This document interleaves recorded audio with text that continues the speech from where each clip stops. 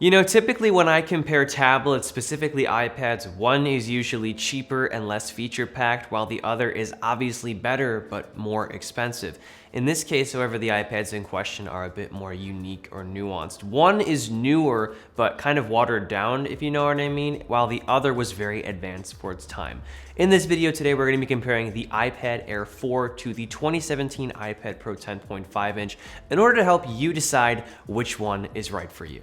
Alright, let's be real. iPad Air 4 looks much better, more modern, etc. It got the iPad Pro treatment with a few exceptions. On the flip side, the Pro 10.5 inch looks like the 2014 Air 2, but bigger. In other words, the iPad Air 3 now that I think about it. It's got thick chin and forehead bezels, and of course, a home button. Despite the obvious aesthetic differences, one I want to focus on is the nature of the sides of these iPads. Air 4 is industrial or flat like the iPhone 5 and the iPhone 12 and of course the iPad Pro, whereas the Pro 10.5 inch is curved. While I think the newer tablet looks better, it does come at a cost. It's a bit sharper in the hand. Pro 10.5 inch, though legacy, doesn't cut into your palm as much when holding it. Regardless, these two tablets have nearly identical weight and thickness specifications. What isn't identical, however, is I/O and audio output. The 10.5 inch wins the latter category with a superior quad speaker array compared to the Air 4's dual stereo setup.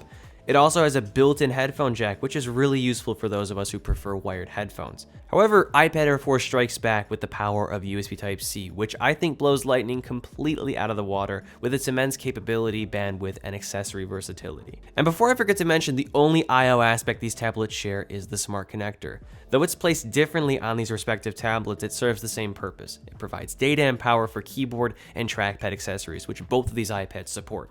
For once, biometrics are more similar than you'd think, although definitely distinctive. The Air 4 has Touch ID integrated into the power button, which is actually quite nice. It's just as responsive and accurate as the more traditional home button integrated sensor found in the Pro 10.5 inch. And though I do enjoy the iPad Pro look without a home button, I will say, traditional Touch ID still feels a little more natural and is especially convenient when the iPad is laying flat on a table. Finally, let's discuss Apple Pencil support. The Air 4, like the Pro, accommodates the second-gen Apple Pencil, which magnetically attaches to the side of the device to charge, and features a capacitive touch area which enables you to switch between two software pencil tools. The Pro 10.5 inch, on the other hand, supports the first-gen Apple Pencil, which charges awkwardly plugged into the device's Lightning port at the bottom like an awkward unicorn, as I've said, and has no additional input. Both function identically as styluses, however, with the same level of precision, smoothness, and pressure sensitivity. Display is where things get a bit tricky. To the untrained eye, one may automatically assume the iPad Air 4 wins this category entirely. And yes, while it may be full screen and 0.4 inches larger diagonally, the Pro 10.5 inch has a trick up its sleeve. This, my friends, is ProMotion, or for those more technical among us, 120 Hz refresh rate. For some, this isn't a big deal, but for others, once they use it, they can't go back. Air 4, on the other hand, is stuck at 60 Hz, which is more than enough for most consumers, the demographic this tablet is aimed at. However, once again, if you want deliciously buttery scrolling or animations, Pro is the way to go, period. The newer tablet not only has a slower refreshing display, but a dimmer one as well. It maxes out at a rated 500 nits, with the 10.5 pushing a more impressive 600 nits. This will make outdoor usage a bit more bearable, and if you like bright screens, then you're going to be a bit happier. Another thing I want to note is that even though the 10.5 inch has thicker top and bottom bezels, the side bezels are razor thin. I mean, not literally, but comparably, even compared to the 3rd and 4th gen iPad Pro models. Other than that, once again, though the Air 4 has a slightly larger full screen panel, the Pro 10.5 inch, even with its slight age, has a more advanced display. And with size in mind, although the Air 4 is slightly larger, once again, both offer pretty much the same tablet experience in portrait mode, landscape mode, and while split screen multitasking. If anything, you really should be paying attention to display specifications, if at all. Battery life is an interesting category as well. Though the iPad Pro 10.5 inch has a larger capacity battery on the inside, the Air 4 takes the cake as it has a dimmer, lower refresh rate display and a processor that is 4 generations newer and far more power efficient. The battery within the 10.5 is also almost guaranteed to be more degraded when buying it used, because that's the only way you can really get this tablet right now, on top of the A10 being less power efficient due to its age. In short, if you want better screen on time, buying new is the move. However, despite the Pro 10.5's limitations, I haven't had any major or discernible battery issues with it, and if its standout features are important to you, the trade-off is probably worth it. Camera specs and performance are also a bit nuanced. Both tablets have identically spec'd front and back facing cameras, 12 megapixel f1.8 and 7 megapixel f2.2 respectively. So one could assume that camera quality would be the same, right? Wrong. Apple's image processing has improved quite a bit over the years, and it's pretty evident when taking pictures and videos with the Air 4. Air 4 can also shoot 4K 60 video as well, with the 10.5-inch being capped at 30p.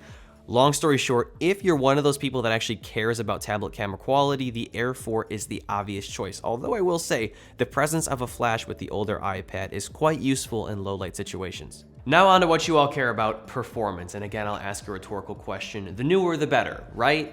I would say that's mostly accurate. The A14 processor is a monster in its own right. With its 5nm architecture, it rivals the A12Z found in iPad Pro or the current Gen 1, although it falls a bit short in multi-core scores. Still, it is going to be your go-to device if you want to do intense or graphically demanding gaming, video editing, especially at 4K, basically anything that requires a lot of CPU or GPU horsepower. However, that's not to say the iPad Pro 10.5-inch is slow. Yes, while the A10X is definitely older with 16nm architecture, it is still a very capable 6-core processor capable of pushing iPadOS very, very smoothly, at 120 Hz, mind you. So if you're going to be doing everyday tasks, some sketching, drawing, or note-taking, and maybe some light gaming, this tablet should still be fantastic for a few more years. After all, the iPad Air 2 is still supported, and it has an 8.8x on the inside. And that about wraps things up here. I hope this video was helpful. If you're new to the channel, I would appreciate it if you leave a like, comment if you have any questions, suggestions, or opinions, and of course, subscribe for more content like this, and be sure to click the bell icon. And to my current amazing audience, I hope you saw a jump in quality. I've been spending a lot more time on the content creation process, something I should have been doing, quite a while ago. I sort of lost my creative touch as time went on, and it's so great to sort of jump back in and to just, take my time to write and shoot better B-roll and A-rolls. So yeah, look forward to more better, that's great, look at that, that's grammatically correct, better, higher quality content in the future here, and I'm very excited to see what Apple is coming out with later in the month. So, again, if you're new, subscribe. We have a lot more, great iPad content coming up. Also, I got some Mac content planned as well, and a really cool accessory I'm super excited to share once I'm allowed to. So stay tuned for that. And as always, I'm Noah, and I will catch you all in the next one.